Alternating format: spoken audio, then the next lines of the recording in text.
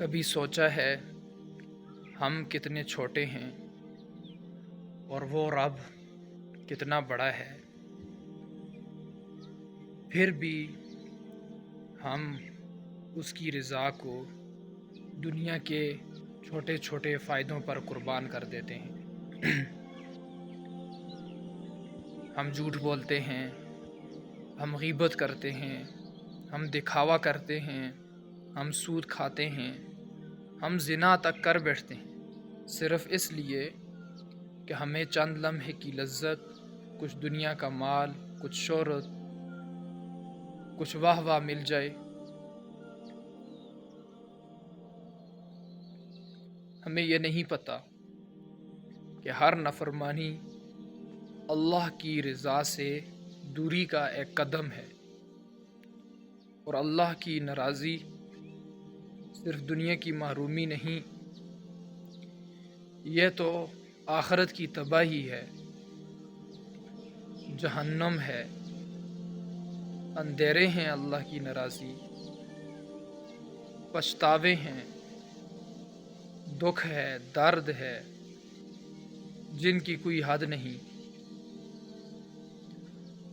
اللہ تعالیٰ کی رضا میں چھپے ہوتے ہیں دنیا و آخرت کے خزانے، وہ رزق جو دل کو سکون دے، وہ گھر جس میں برکت ہو، وہ قبر جو باغ بن جائے، وہ پل جب نامہ اعمال ہاتھ میں آئے اور فرشتے کہیں یہ کامیاب ہے، یہ اللہ کا راضی بندہ ہے۔